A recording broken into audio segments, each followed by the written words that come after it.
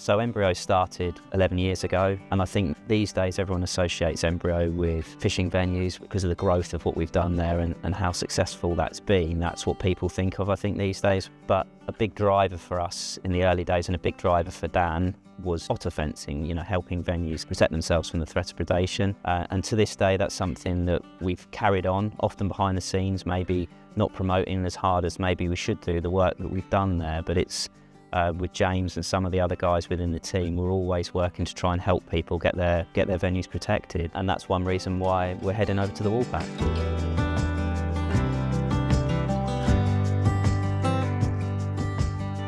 Walpack was a bit of an early adopter really as far as otter fencing goes. Certainly through this valley and the surrounding areas really. They were pretty quick on the ball. Had a sort of, on the side that's being fenced at the moment, had a bit of a Heath Robinson effort. But which, it's protected the fish to a greater or lesser degree over the years. And you can see that sort of stark contrast between that site and some of the others nearby, which really have not fared so well. So yeah, it's good to see that is going to be updated and really sort of put into effect some really good protection going forward, which will secure those fish for the future. We all know, I think everyone knows now, the sort of the effects of otter predation. It is what it is. We have to live with it. They're not going to be going anywhere. Numbers are only going to increase, and it's really trying to find that balance and trying to find the best way of cohabiting really. And from a fish and fisheries point of view, that means doing what you can to protect your stock. And realistically, probably the best way of doing that is going to be an otter fence.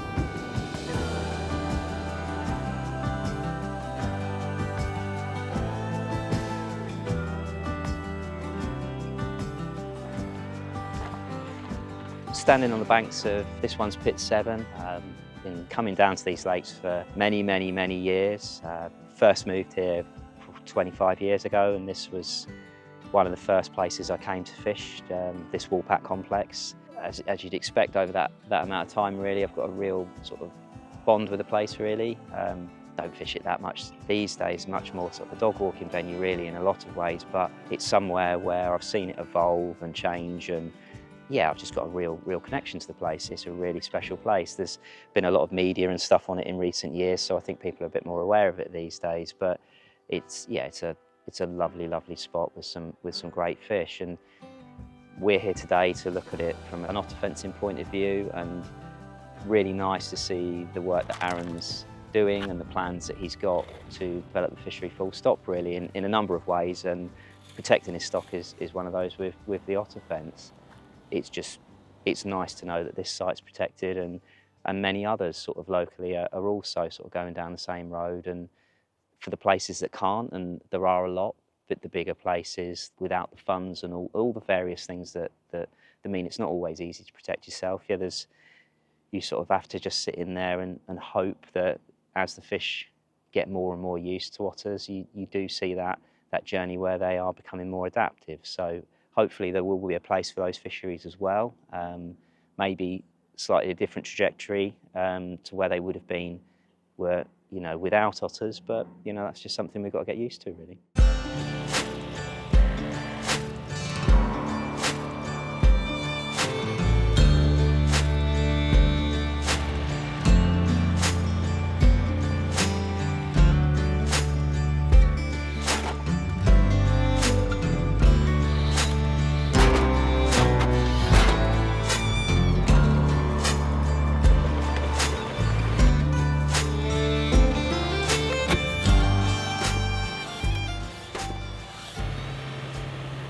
Historically, Embryo had an in-house fencing team, and as the company's grown and evolved, we've moved to a model where we're using a team of trusted subcontractors. These subcontractor teams are based all around the UK. They're tried and trusted by us, and we get really high quality of work. And having those multiple teams also allows us to be really flexible and tackle lots of projects at the same time all around the UK.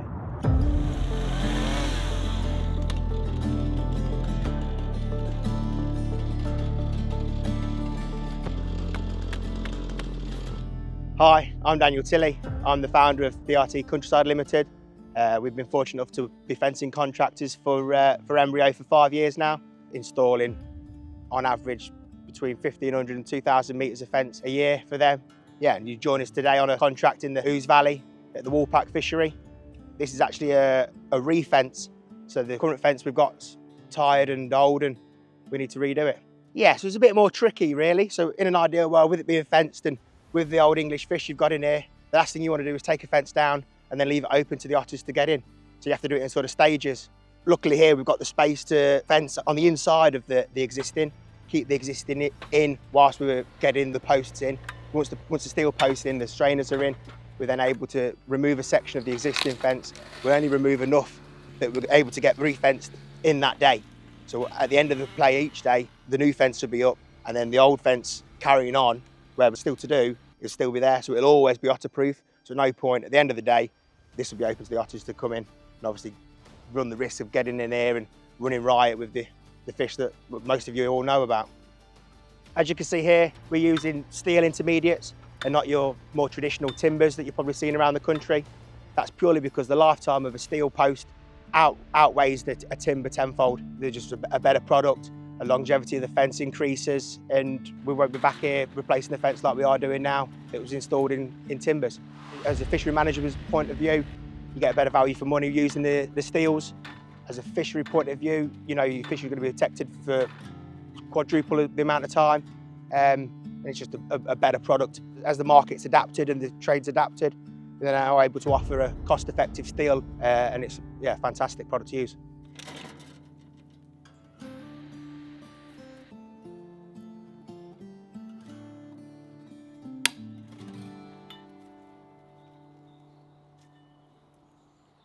Embryo's buying a lot of materials. I think last year in 2024 we did in excess of 10,000 metres. That's split between our own venues and also contract fencing.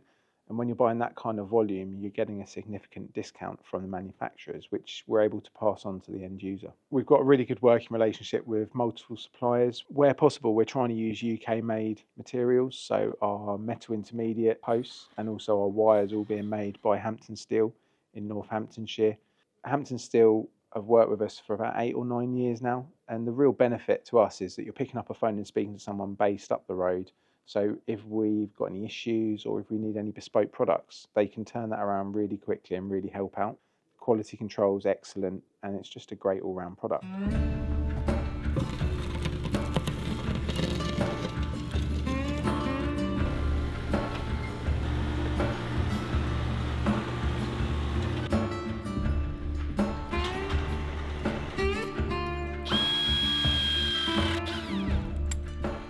Yeah, we're just joining the 2 rolls of wire together. We're using strain right crimpers here with a hydraulic crimping tool. Like I said, we find it the most effective and efficient way of joining the 2 wires together. It's been tested to ridiculous strengths and means we can pull the wire up super taut without the risk of it coming apart. And also with having it crimped, it's a completely seamless join. There's no extra holes for the otters to get through, so it's the way to do it.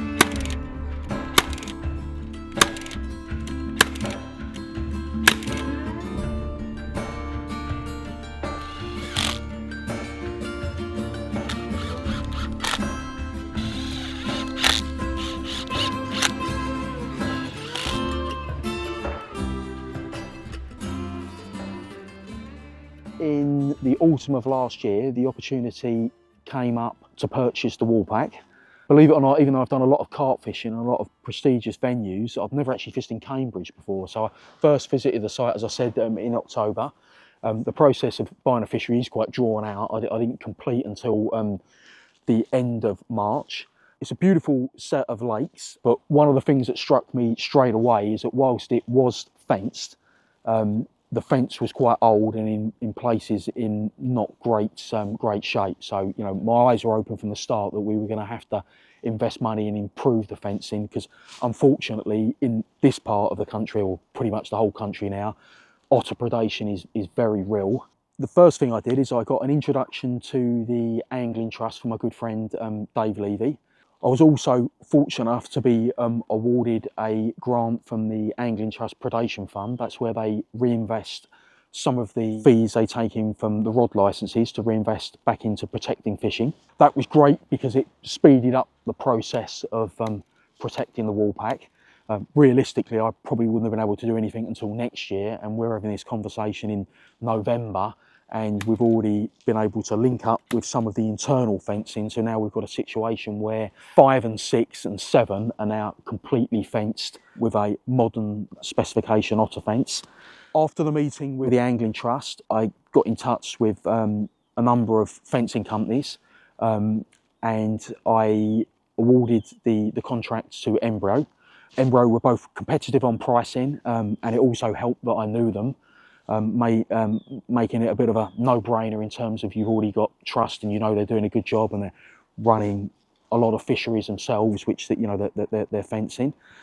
Matt and James from Embryo visited the site and again added their expertise, and the fencing was probably done about sort of 3 or so weeks ago, and that was a total of like 700 metres of new otter fencing we've got installed, and yeah, like very happy with the work. And you know, like I said, 5 and 6 and 7 are now fully protected with a modern otter fence. From the fishery standpoint of view, it hasn't, the work's not just finished. As I said, you know, we've got 2 kilometres of perimeter, and as you've seen today, we've got other areas that need improving and will be improved in time. So hopefully, you know, next year we'll do some of, you know, we'll do another stretch, and you know, hopefully in 2 or 3 years' time we'll have the, you know, the complex completely fenced to a modern spec. So if you've got a lake and want to get it otter fenced, how do you do it? Firstly, I'd recommend dropping us an email. We can run through some basic information. If you're looking to install a fence yourself, we can point you in the right direction. If you want us to come and do it, we'll come to site, have a look round, make sure it's suitable, and we can go from there. No 2 lakes are the same. Some are relatively straightforward, others provide challenges. Now those challenges might be your access, your bank space, your installation, or it might be you need to get some additional permissions if you're in a triple SI or in a sensitive area. We've got a wealth of experience in tackling some really challenging otter fencing projects, and we're only too happy to provide that expertise to get your project over the line.